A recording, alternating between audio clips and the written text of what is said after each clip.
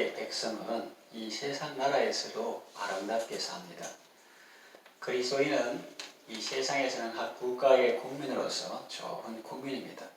정직하게 일하고 성실하게 일하고 세금도 잘 냅니다. 하나님의 말씀에 반하는 것이 아니라면 국가 정책에도 대부분 잘 따릅니다.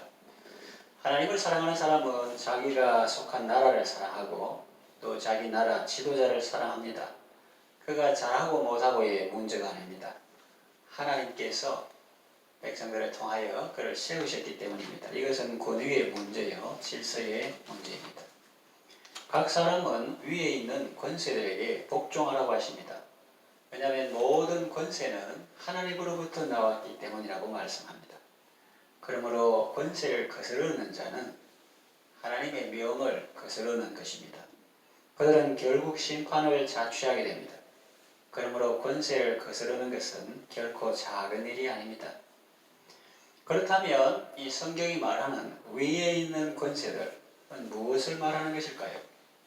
옛날의 독재자들은 백성들을 억압하면서 이 말씀을 인용했습니다.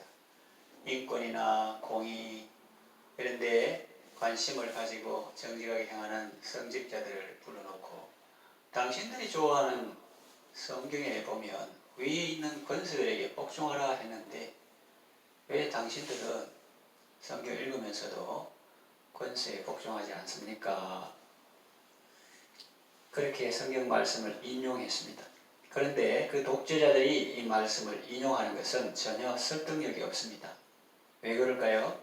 하나님의 말씀을 자신에게 적용하면 복이 되지만 다른 사람에게 적용하면 독이 되기 때문입니다.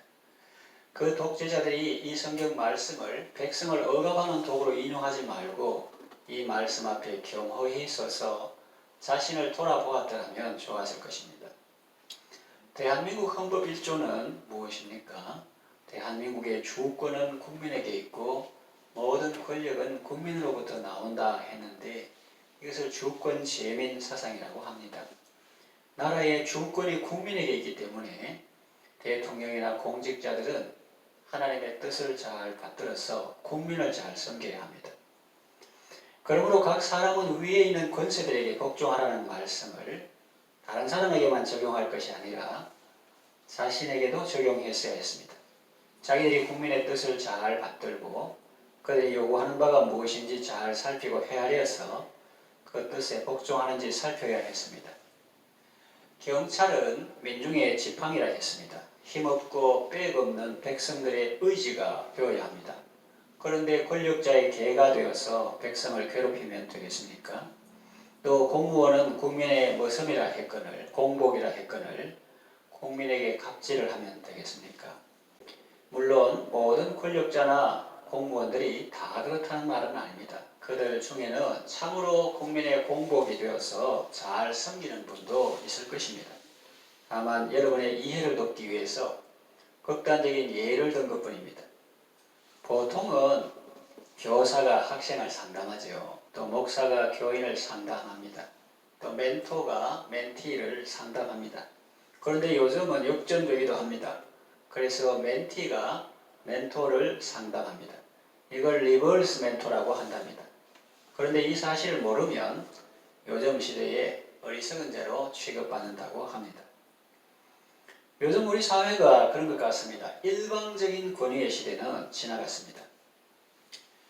피치자로서의 국민은, 즉 다스림을 받는 대상, 피치자로서의 국민은 통치기구 아래에 있지만 입법부, 사법부, 행정부 이런 아래에 있지만은 주권자로서의 국민은 통치기구 위에 있습니다. 그러니 국민 개개인은 통치기구에 순종해야 하지만 주권자로서의 국민은 통치기구를 심판할 수 있는 것입니다. 하나님의 말씀은 어떤 한 부류의 사람에게만 적용시키고 다른 사람에게는 배제할 수 있는 그런 말씀이 아닙니다. 누구에게나 다 해당되고 누구에게나 다 적용되는 말씀입니다.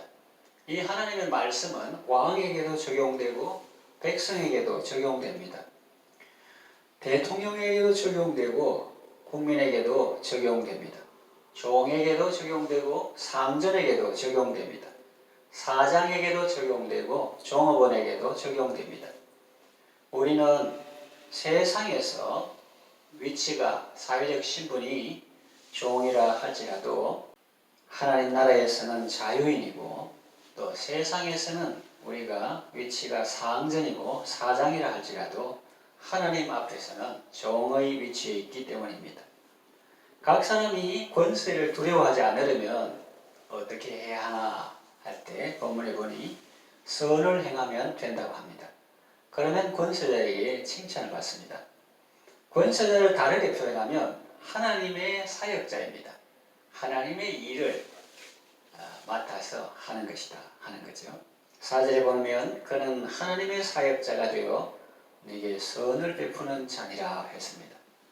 하나님께서 하시는데 하나님께서 그 사람들에게 심부름을 시켜가지고 그 사람들이 나라를 지켜주고 치안을 유지해주고 국민들이 안심하고 생활할 수 있도록 도와줍니다. 국민의 입장에서 보면 그렇습니다. 권력자 입장에서도 마찬가지로 적용할 수 있습니다. 권력자가 자신의 사리 사욕을 위하여 권력을 쓰지 않고 국민 민복을 위하여 사용하고 선을 행하면 국민들에게 칭찬을 받습니다. 국민들이 기뻐하고 그를 도와주며 계속 열심히 일하라고 다음 선거 때 또 뽑아줍니다.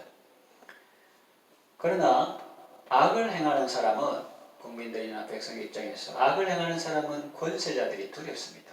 또 위에 있는 사람이라도 악을 행하는 사람은 권세자, 민심은 천심이라 했는데 주권 제민이라 했는데 백성들이 두렵죠. 권세자들은 하나님의 사역자로서 악을 행하는 자에게 보응을 합니다. 응징을 합니다.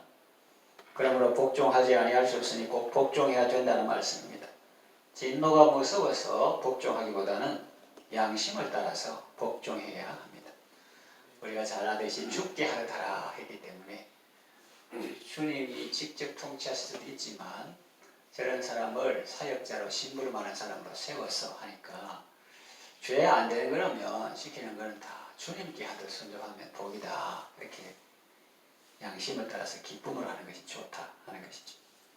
모든 자에게 줄 것을 주라고 하십니다. 예수님도 성전세를 내셨습니다. 본래 하나님의 집의 주인은 하나님이고 예수님은 하나님의 아들이기 때문에 주인의 아들은 안 내어도 되지만 성전세 안 내도 되지만 그러나 우리에게 본을 보이시고 하나님의 아들인 예수님께서 성전세를 내셨습니다. 그러니 우리가 무슨 말을 할 수 있겠습니까? 예수 믿는다는 이유 때문에 나라에 대한 의무와 책임을 소홀히 할 수 없습니다. 예수님이 말씀하셨죠. 그런즉 가이사의 것은 가이사에게 하나님의 것은 하나님께 바치라고 말씀하셨고 오늘 본문에도 조세 받을 자에게 조세를 바치고 관세 받을 자에게 관세를 바치고 두려워할 자를 두려워하며 존경할 자를 존경하라고 말씀하십니다. 예수 믿는 사람이 공공 질서를 무시하면 하나님의 영광을 가리게 됩니다. 세금을 잘 내야 합니다. 하나님께서 세우신 사역자들을 공경해야 합니다. 하나님을 사랑하는 사람은 하나님께서 세우신 질서와 권위를 존중합니다. 하나님을 사랑한다고 하면서 하나님께서 세우신 질서와 권위를 무시하고 함부로 대하는 것은 거짓말하는 것입니다. 그것은 하나님을 사랑하지 않는다는 증거입니다. 대통령을 옆집 아이처럼 부르는 것은 잘못된 것입니다. 정부의 정책에 대해서는 국민의 한 사람으로서 얼마든지 비판할 수 있지만 국가 자체를 비난할 수는 없습니다. 말씀을 정리하며 마칩니다. 무사람을 공경하십시오. 사람들을 대할 때 죽게 하듯 하십시오. 나는 하나님만 섬기지 사람 신경 안 쓴다 이런 사람은 잘 믿는 것 같아도 그게 잘못하는 것일 수 있습니다. 하나님께서 세우신 권위를 존중하십시오. 질서를 잘 지키십시오. 위에 있는 권세들에게 순종하고 복종함으로 그들을 통해서 주시는 하나님의 은혜를 온전히 받아 누리시기를 바랍니다.